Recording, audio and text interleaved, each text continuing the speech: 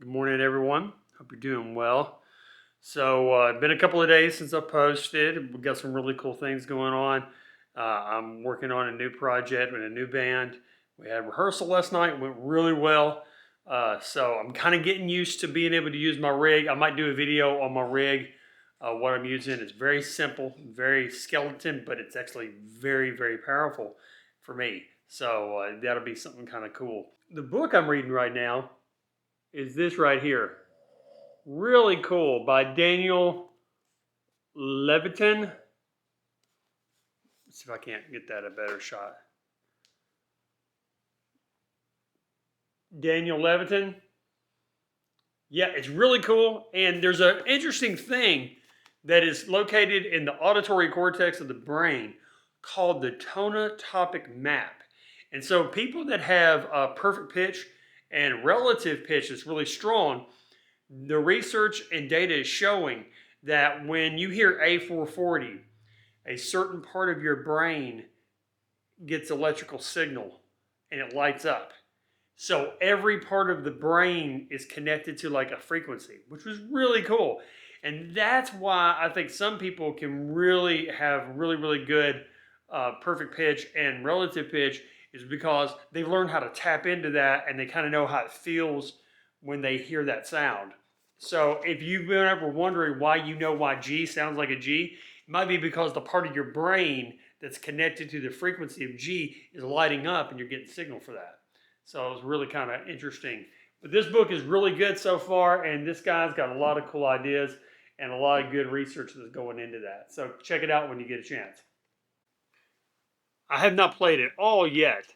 So we're actually going to do a little workout just to get your right hand warmed up. And this is something that I do.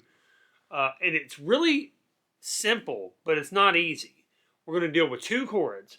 This is going to be coming from a concept by Giuliani for his right hand concepts for the guitar, for classical guitar. I'm just going to use it with a pick and kind of do the same thing, only I'm going to use a little bit more of a simple approach. We're going to use the C, and then we're going to use a inversion of G7.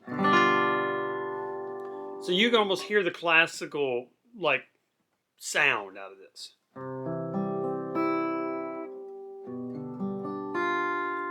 So this chord right here just makes it a little bit more difficult.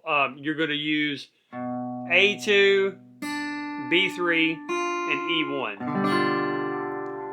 So I'm going to use finger 4 on that B3. It makes it a little bit easier.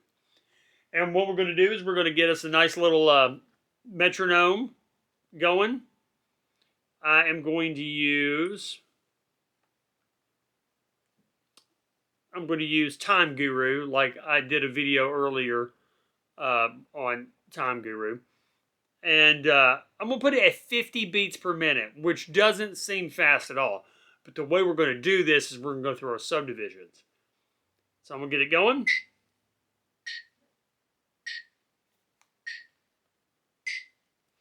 And the first thing we're going to do is quarter notes. So we're going to go cross picking,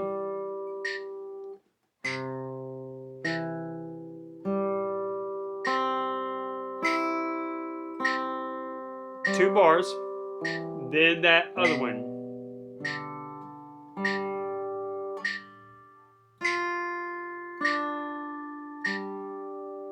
And I haven't played it all, so I might make some mistakes right here,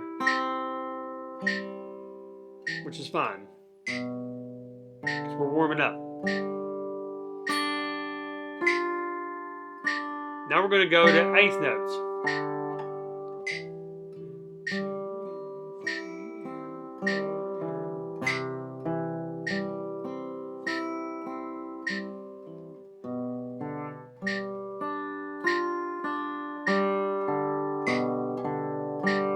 Two bars apiece, then do it again.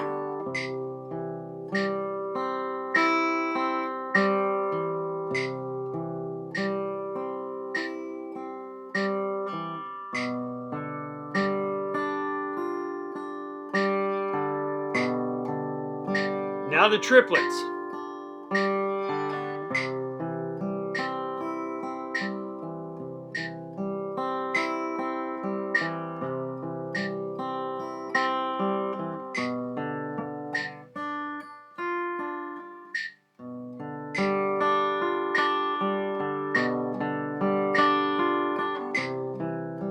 mess that up.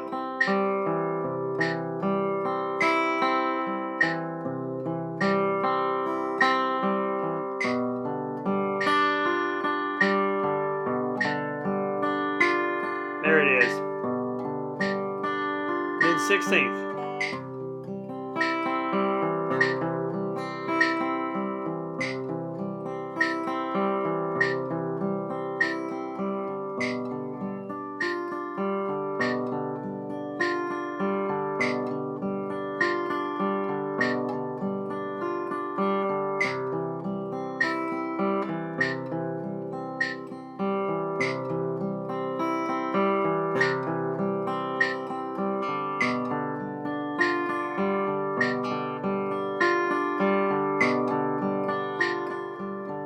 Back to the triplets.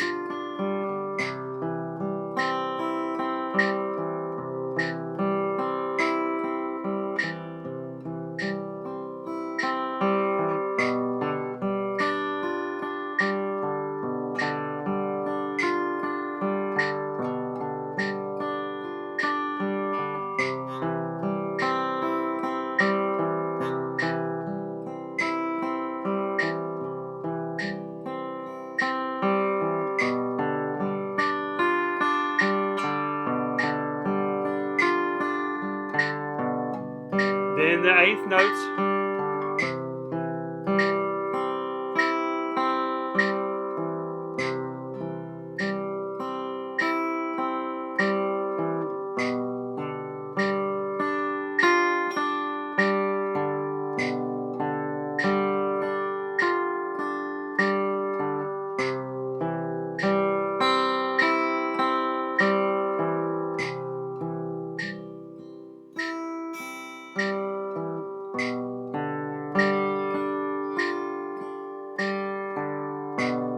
Then we're going to go quarter notes.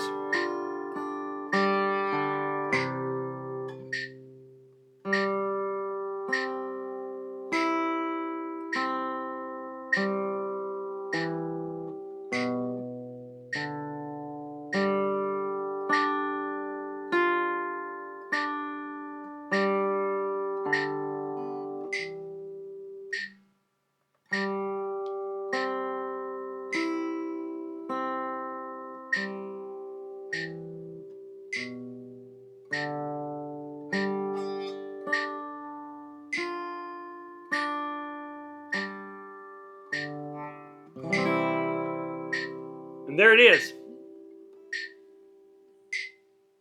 It's as simple as that right there. Literally, we're just going through C and G7, and we're keeping the right hand the main focus.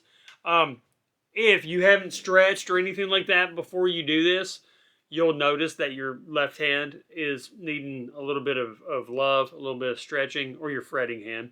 You could be a lefty. So keep that in mind. Don't be afraid of that being a little bit tough right at the beginning of the day. However, if you do this and you just kind of relax, don't hold on to your pick too super tight. And I noticed when I was gripping and trying to work on my grip, I would mess up a little bit, and that's fine. That's information that my brain's taken to create a different course of action.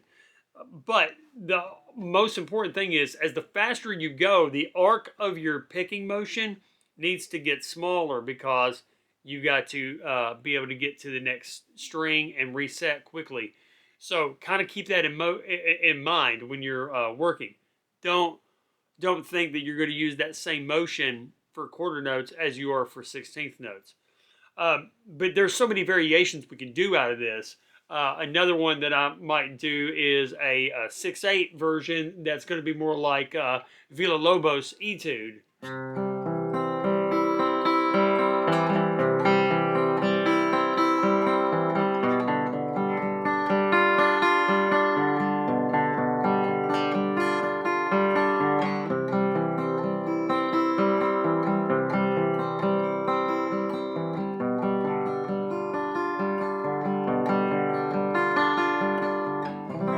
I might use that one. We could also do, like, if you really want to go hardcore, go 16th note triplets.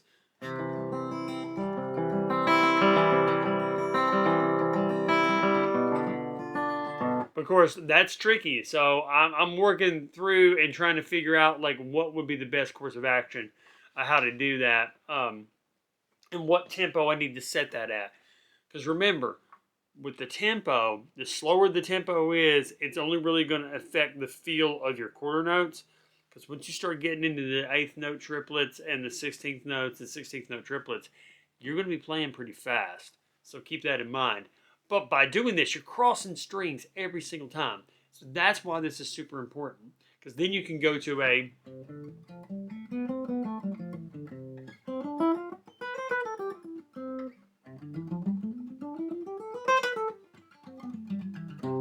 and play a lot more cleanly.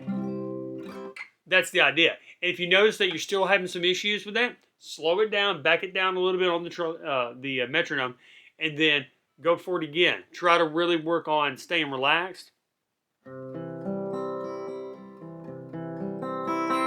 And for added variation, you could start with an upstroke.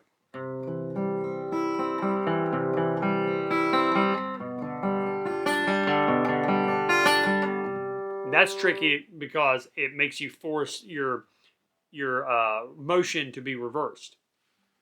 One other thing, you're going to have a tendency to want to put that finger 4 on G, on the G string. Just try to work against it. So one of the easiest ways to work against that is make sure you don't put it down right away. Put it down like right before you get to it and right before you get to the F. That's really going to help you. All right, everyone. Try this out when you're wanting to do your next practice session to warm up your right hand. Make sure you like and subscribe. Stay on this journey with me. Y'all have a blessed day, and we'll talk to you soon. Bye.